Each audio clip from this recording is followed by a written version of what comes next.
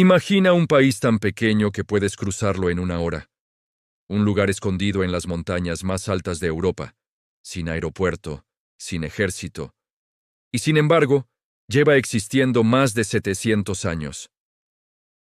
Bienvenidos a Andorra, el principado más antiguo de los Pirineos. Un país con 2 jefes de Estado, una lengua que pocos hablan y una historia de neutralidad que desafía la lógica.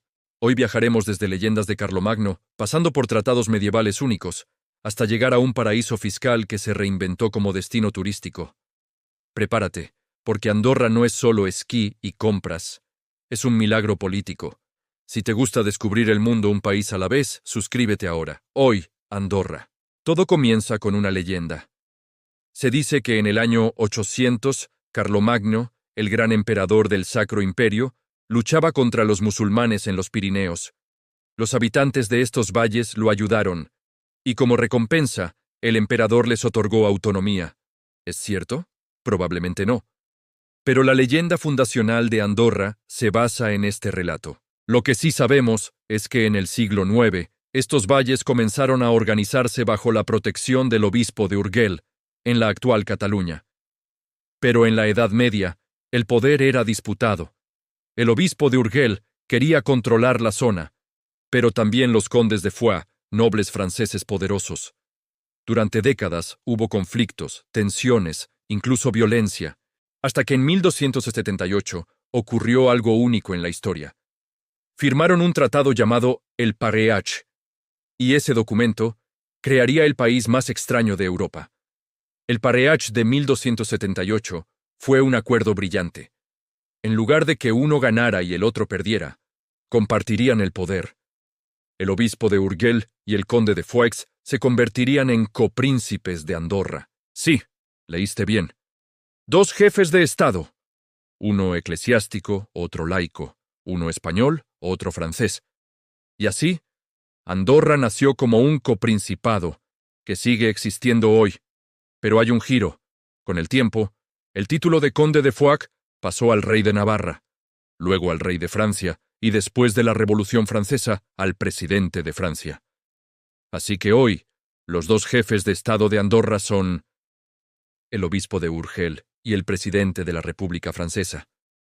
Un sistema único en el mundo, sin ejército, sin moneda propia durante siglos, pero con una independencia sorprendente.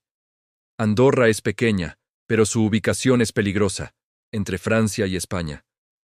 2 países que han vivido guerras, revoluciones y dictaduras. ¿Cómo sobrevivió un microestado en medio del caos? Con una sola palabra: neutralidad.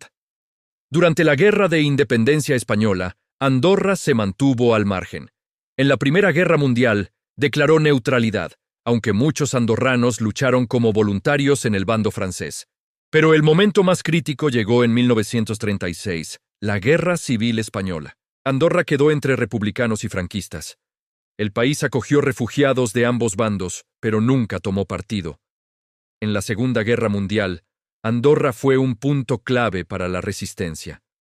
Por sus montañas pasaban judíos, pilotos aliados, espías, escapando hacia España neutral. Franco miraba con recelo, pero nunca invadió. Andorra siguió en pie.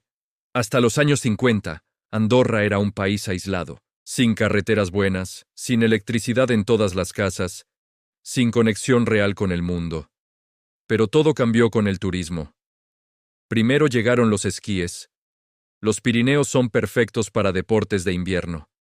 Luego, Andorra descubrió su gran ventaja: impuestos bajos, muy bajos. Se convirtió en un paraíso fiscal. Productos sin IVA, tabaco barato, electrónica a precios imposibles. Los españoles y franceses cruzaban la frontera en masa para comprar. Andorra se enriqueció, pero había un problema: su sistema político medieval. En pleno siglo XX, Andorra aún no tenía constitución, ni partidos políticos, ni sufragio universal. En 1993, Andorra dio el gran paso. Aprobó su primera constitución. Se convirtió en un Estado de derecho, con democracia parlamentaria, y ese mismo año ingresó en la ONU. El Principado medieval era ahora un país moderno. Hoy, Andorra Tiene 80.000 habitantes. Su idioma oficial es el catalán. Sí, el mismo que se habla en Barcelona. Pero aquí es lengua de Estado, de educación, de administración. Su economía ya no depende solo del tabaco barato. El turismo representa el 80% del PIB.